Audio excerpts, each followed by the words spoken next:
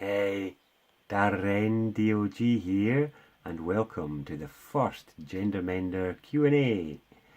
And we've got a wonderful question from Louise here. Let me just read it from my computer. Is it possible to grow as an individual in a relationship, or for the relationship to grow, if one partner is not engaged in gender work, or in relationship work?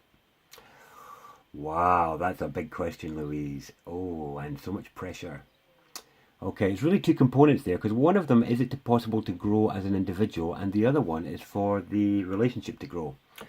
So first up, you as an individual, yes, you can grow as an individual in a relationship, but if the other person isn't also doing work on themselves, then it is quite possible that you can outgrow that relationship's capacity to meet your needs.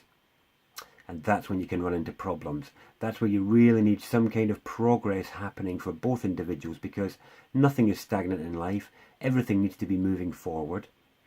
Now, it doesn't mean that because one has been doing work and another hasn't, that the relationship is over. Not by any means, because there's a wonderful Toltec adage that is, by uplifting ourselves, we uplift those around us. And so by working on yourself, you can create the conditions and the space to evoke, provoke, or invoke growth and change in the other individual. It can create the space for that and the invitation for it. But of course, that person has to hear the call, see the need, and see the benefits for themselves and to do the work. In which case, the relationship can move on. In a way, it's a bit like in the teamwork that is a relationship. Sometimes one has the baton while the other is struggling, and other times the other has the baton while we are struggling, and sometimes both are doing well, and sometimes neither are doing too great, and that has to be allowed for. I think modern relationships, people are just give up way too easily, and there's way too much expectation and entitlement. But that doesn't mean one should stay flogging a dead horse, or one should stay with somebody who has become inert in their life, or who has given up or stagnated. It's a very difficult judgment call, this one, and one simply has to follow one's own internal measures on this one to judge what is appropriate. But one thing is for sure, growing as an individual is definitely possible, but again with that risk of outgrowing the relationship.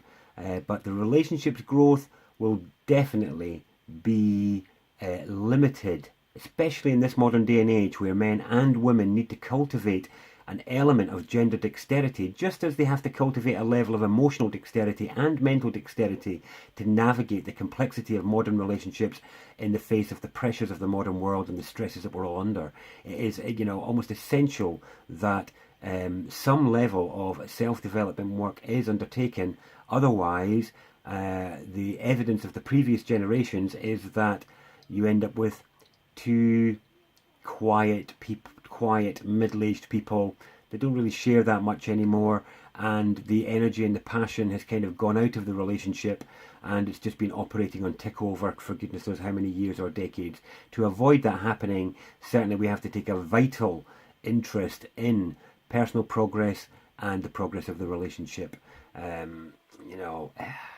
I've had a lot of people ask this though, because it can be very difficult to get a seemingly uninterested partner interested.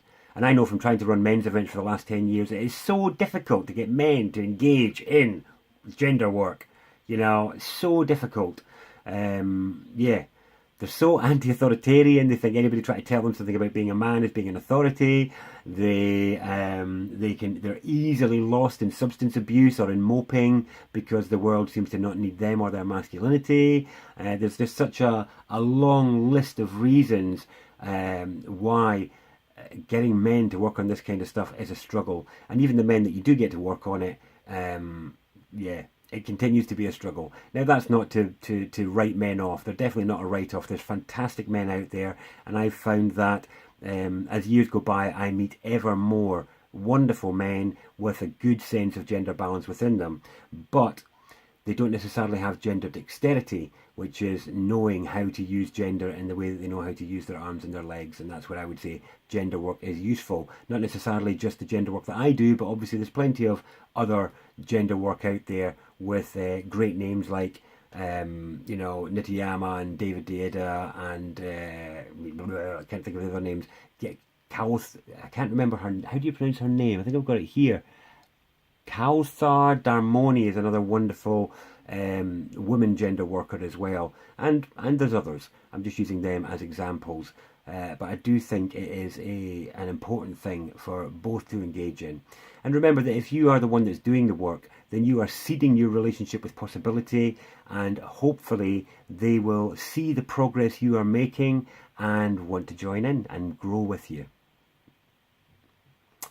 I know that doesn't really actually help because it doesn't change things, but I hope it's been an answer to the question.